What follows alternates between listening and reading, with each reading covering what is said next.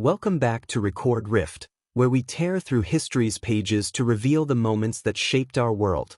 Today, we're standing in the heart of Rome on July 19, 64 AD, as flames engulf the Eternal City, turning marble palaces and wooden slums into ash. Picture panicked citizens fleeing through choking smoke, while whispers spread that Emperor Nero played his lyre, reveling in the chaos. The Great Fire of Rome wasn't just a disaster. It was a turning point that birthed a myth and reshaped an empire. Did Nero really fiddle as Rome burned? What caused this inferno? Join us as we unravel the Great Fire, a saga of destruction, blame, and rebirth. Let's ignite the past. In 64 AD, Rome was the glittering capital of a vast empire, home to 1 million people, emperors, senators, merchants, and slaves. Sprawling across 7 hills, the city boasted grand temples like the Pantheon and bustling forums, but its heart was a maze of narrow alleys packed with wooden tenements, ripe for disaster. Emperor Nero, at 26, was a controversial ruler, known for his love of poetry and theater but distrusted by Rome's elite for his erratic behavior. The empire faced tensions, high taxes, grain shortages, and unrest in provinces like Judea. Fire was a constant threat in Rome, with no organized fire brigade, only night watchmen with buckets. Yet, the city thrived, unaware of the calamity about to strike. The fire began on the night of July 18 to 19, 64 AD, likely in a merchant shop near the Circus Maximus, where oil-soaked goods caught a spark. Fueled by summer winds, the blaze spread rapidly through Rome's densely packed slums. By dawn, flames roared across the Palatine and Cælian hills, consuming homes, shops, and temples. Residents like Marcus, a baker in the Subura district, fled with what they could carry, while others, trapped in collapsing buildings, perished. Ancient historian Tacitus, writing decades later, described a city in chaos, with screams echoing as the fire raged for 6 days, then flared again for 3. Of Rome's 14 districts, 3 were destroyed, and 7 severely damaged, leaving thousands homeless. Nero's response to the fire has been debated for centuries.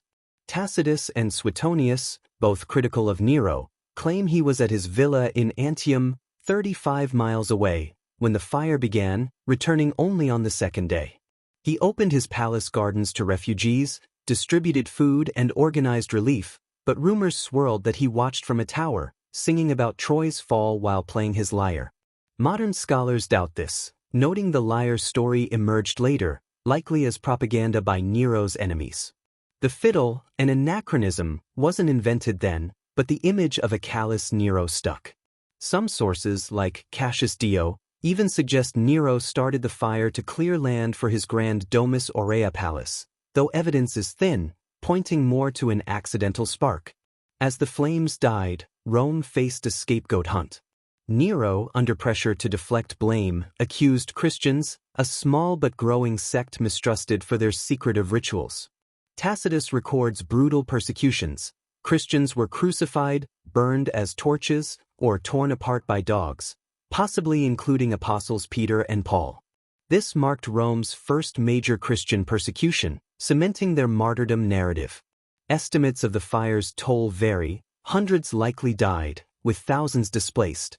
The economic cost was staggering, with looted treasures and ruined markets.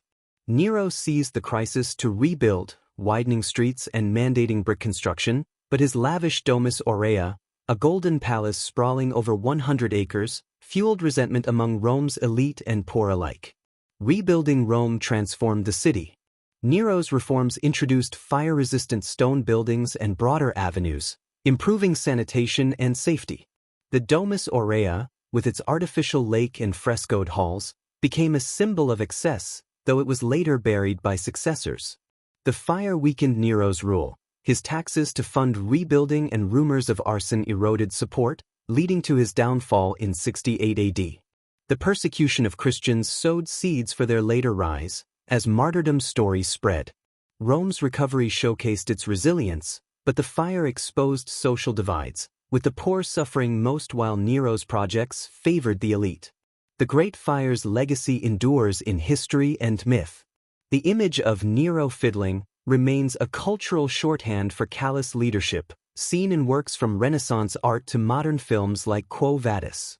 Archaeological digs beneath Rome reveal charred timbers and melted statues, confirming the fire's scale. Tacitus and Suetonius, though biased, provide vivid accounts, while sites like the Colosseum, built on the Domus Aurea's lake, tie the fire to Rome's evolution. The event's lessons, about blame, rebuilding, and propaganda, resonate in modern crises. The Great Fire wasn't just Rome's tragedy, it was a moment that redefined an empire and birthed a legend that still burns bright. That's the blazing saga of the Great Fire of Rome, a disaster that tested an empire and sparked a myth. What do you think? Did Nero start the fire, or was he unfairly blamed? Drop your thoughts in the comments, and tell us what historic mystery you want us to explore next on Record Rift. If this journey through 64 AD gripped you, smash that like button, subscribe, and hit the bell to join our quest through history. Until next time, keep uncovering the rifts that shape our past. This is Record Rift, signing off.